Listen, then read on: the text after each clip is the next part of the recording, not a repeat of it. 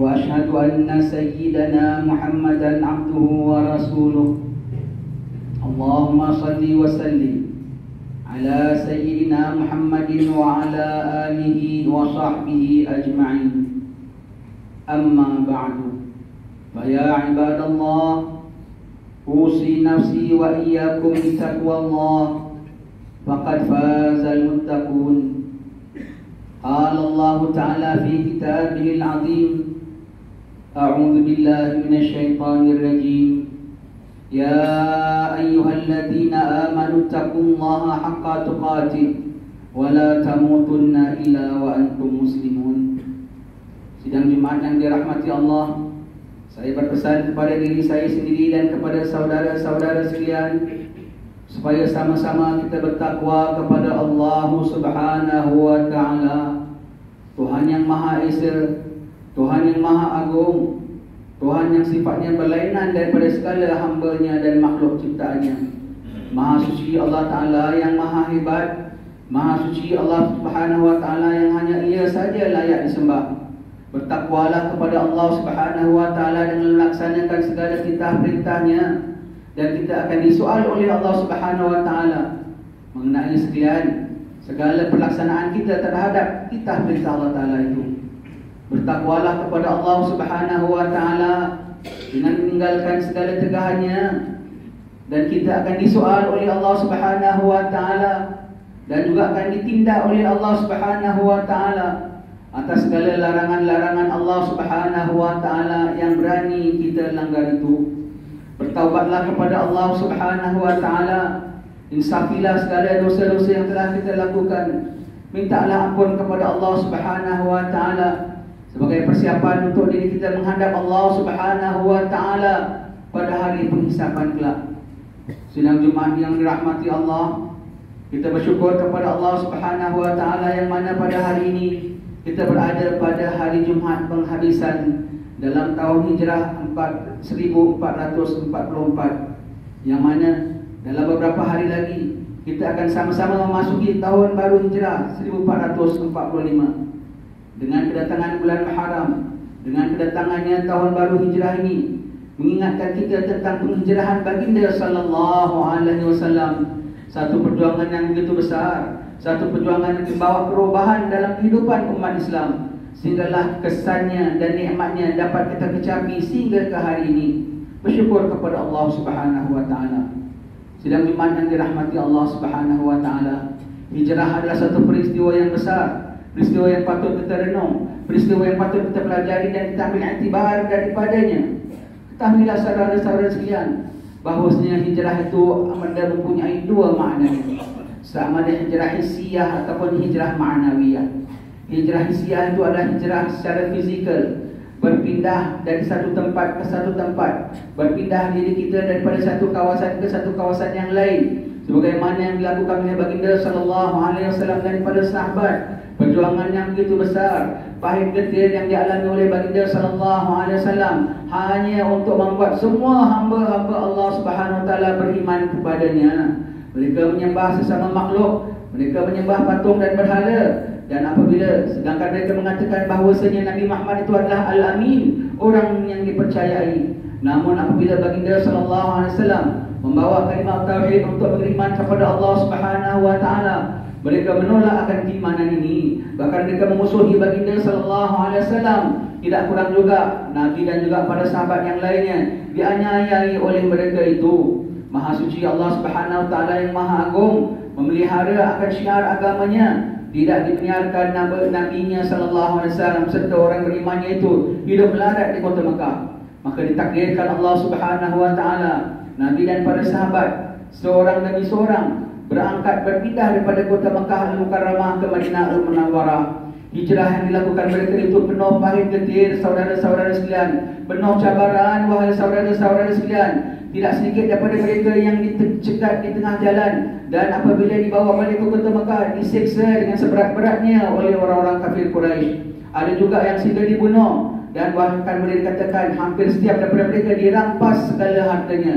Begitulah yang dihadapi oleh para sahabat dalam perjuangan mereka untuk menyebarkan agama Islam ini, untuk menegakkan syariat tauhid ini, untuk mengajak orang untuk beriman kepada Allah Subhanahu wa taala. Alhamdulillah, sampai saja mereka di kota Madinah, Allah Subhanahu wa taala telah menyediakan kaum Ansar, iaitu penduduk Madinah, untuk menyambut Nabi sallallahu alaihi wasallam.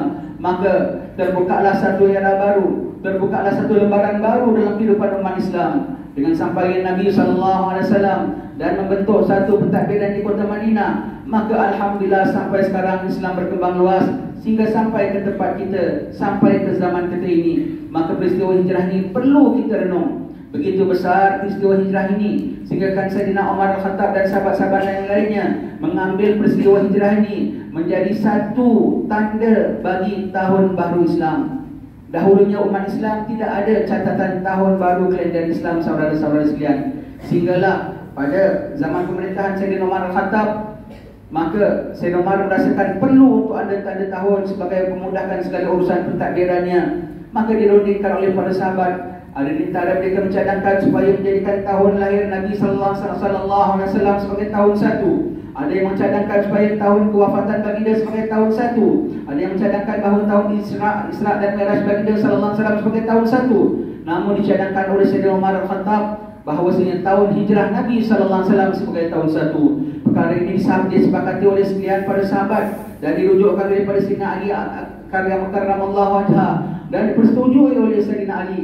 Maka tetaplah bahawasanya tahun baru Islam, tahun 1 hijrah ialah berdasarkan tahun hijrah Nabi sallallahu alaihi wasallam. Alhamdulillah saudara-saudara sekalian, kerana peristiwa hijrah itu begitu terkesan dan bagi hidup Nabi sallallahu alaihi wasallam dan begitu terkesan dengan semua para sahabat, orang-orang Muhajirin khususnya yang meninggalkan tanah suci Mekah yang ada Kaabah Baitullah, tempat peliharaan mereka, tempat atuk moyang mereka, untuk mencari keridaan Allah Subhanahu wa taala, untuk menegakkan syariat Allah Subhanahu wa taala, untuk bertauhid kepada Allah Subhanahu wa taala, untuk mengembangkan syiar Islam Allah Subhanahu wa taala. Mereka rela meninggalkan Mekah Mukarramah. Dan begitu juga terkesan juga bagi sahabat-sahabat kaum Ansar. Mereka bukan di kalangan orang-orang mewah, mereka bukan di kalangan orang-orang yang banyak harta, namun mereka bersikap begitu terbuka tangan menyambut kedatangan baginda dan sekalian saudara-saudara mereka daripada golongan Muhajirin. Maka alhamdulillah, daripada kesan hijrah ini perlu kita pelajari bagaimana kedua pihak ini disatukan oleh baginda sallallahu alaihi wasallam. Dan sekarang tiba pada masa kita juga, wahai saudara-saudara sekalian, perlu kita melakukan hijrah. Bukan hijrah seperti mana yang dilakukan oleh Nabi sallallahu alaihi wasallam, iaitu berhijrah ke negeri Madinah. Kerana hijrah yang seperti itu sudah tidak ada lagi dengan sudah selamat terbukanya kota Fathul Makkah itu. Tetapi hijrah yang kita lakukan, walau hijrah hissi, hijrah fizikal sekalipun, seandainya kita berada di satu tempat yang penuh kemaksiatan, seandainya kita mendiami satu tempat yang mereka semua derhaka kepada Allah Subhanahu wa taala, melakukan berbagai-bagai maksiat dan tidak mampu untuk kita mencegahnya, wajib kita berpindah, saudara-saudara sekalian. Sebagaimana firman Allah Subhanahu wa taala, "Wa may yuhajir fi sabilillah yajid fil ardi muraghaman katsiran wa sa'a, wa may yakhruj min baitihi muhajiran ila Allah wa rasulih thumma yudrikuhul maut faqad waqa'a ajruhu 'ala Allah wa kana Allahu ghafurar rahima."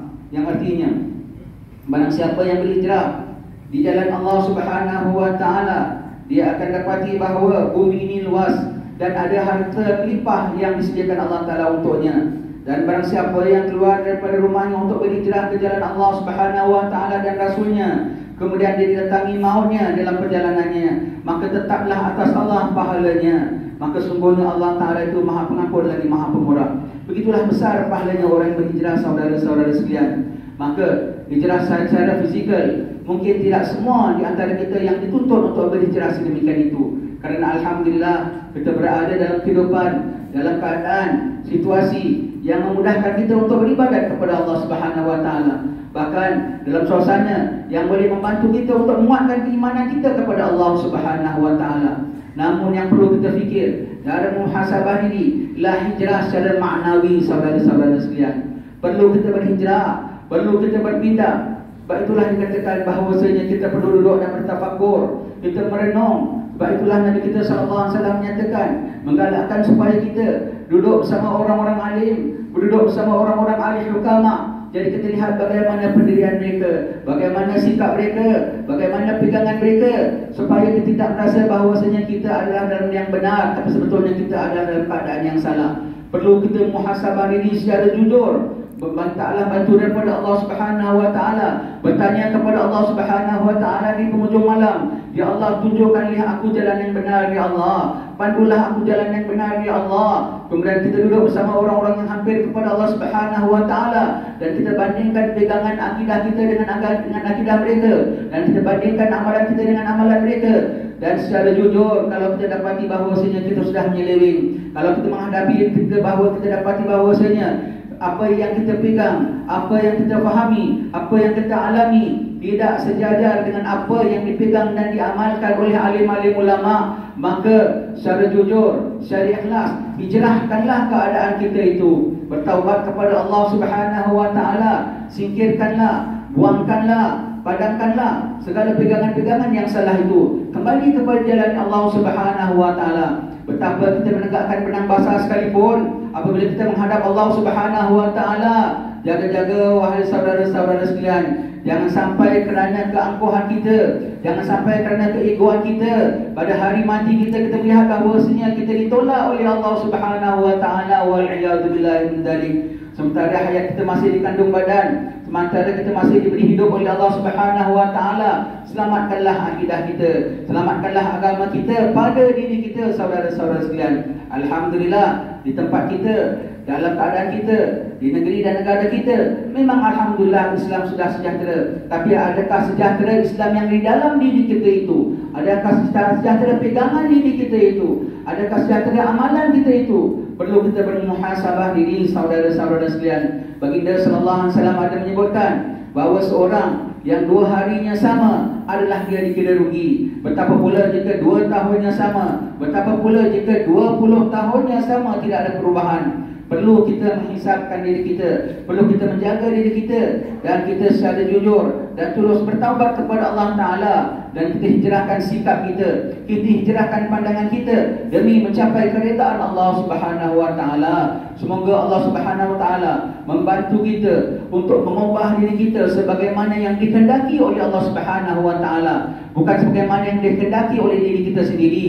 Semoga Allah Ta'ala berikan kita kesedaran dan keinsapan, supaya Allah Ta'ala sendiri yang mengubah kita dengan dalam pada keadaan yang dikehendaki oleh Allah Subhanahu wa taala, sebagaimana yang dikehendaki oleh Allah Subhanahu wa taala, sehingga kita diridai oleh Allah Subhanahu wa taala. Ambillah iktibar dari peristiwa hijrah ini, saudara-saudara sekalian.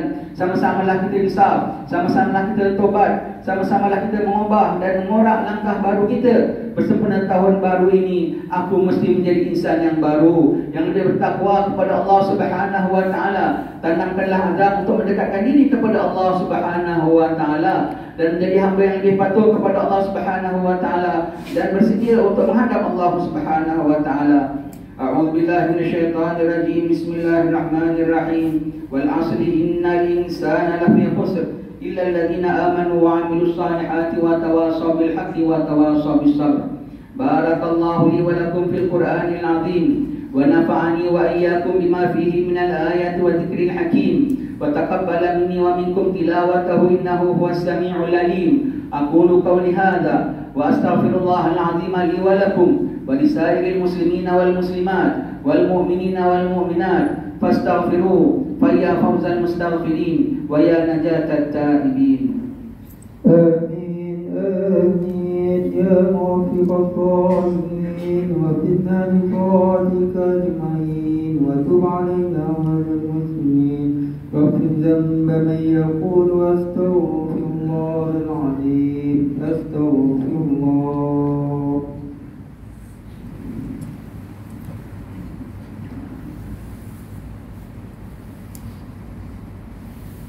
Alhamdulillahi Rabbil Alamin hamdan katsiran kama amar. Asyhadu an la ilaha illallah wahdahu la syarika lah, iqraran bi rububiyyatihi wa iqaman liman jahada bihi wa kafar. وأشهد أن سيدنا محمدا عبده ورسوله سيد الجن والبشر. اللهم صل وسلم على سيدنا محمد وعلى آله وصحبه ما اتصلت عين بنظر وأذن بخبر. أما بعد فيا عباد الله اتقوا الله فيما أمر وانتهوا عما نهاكم عنه وزجر. واعلموا أن الله سبحانه وتعالى أمركم بأمر بدأ فيه بنفسه وثنى بملائكة مسبحة قدسه فقال تعالى إن الله وملائكته يصلون على النبي يا أيها الذين آمنوا صلوا عليه وسلموا تسليما. اللهم صل على سيدنا محمد وعلى آل سيدنا محمد كما صليت على سيدنا إبراهيم وعلى آل سيدنا إبراهيم وبارك على سيدنا محمد وعلى آل سيدنا محمد كما باركت على سيدنا إبراهيم وعلى آل سيدنا إبراهيم في العالمين إنك حميد مجيد. وارض اللهم عن خليفة نبيك بالتحقيق أمير المؤمنين سيدنا أبي بكر الصديق وعن زاهد الأواب الناطق بالصواب أمير المؤمنين سيدنا عمر بن الخطاب وعن جامع سور القرآن أمير المؤمنين سيدنا عثمان بن عفان وعن أسد الله الغالب أمير المؤمنين سيدنا علي بن أبي طالب وعن بقية الصحابة والتابعين وتابع التابعين ومن تبعهم بإحسان إلى يوم الدين. اللهم اغفر للمسلمين والمسلمات والمؤمنين والمؤمنات الأحياء منهم والأموات. اللهم أعز الإسلام والمسلمين وأذل الشرك والمشركين ودمر أعداءك أعداء الدين وانصر عبادك الموحدين.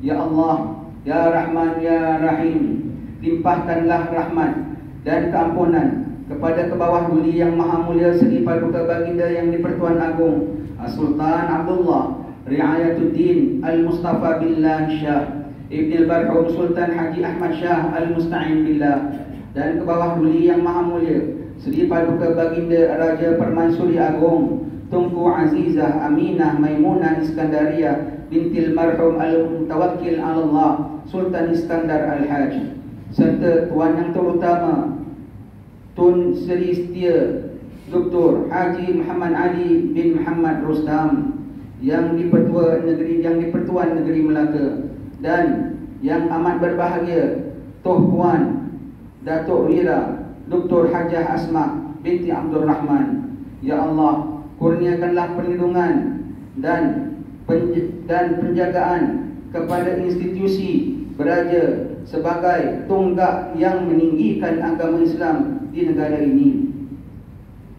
Ya Allah, peliharakanlah akidah kami yang berlandaskan akidah Ahli Sunnah wal Jamaah, aliran Asy'ariyah dan Al-Maturidiyah. Jauhilah dan lindungilah diri kami dan penduduk negeri ini dari ajaran yang meleweng dan sesat.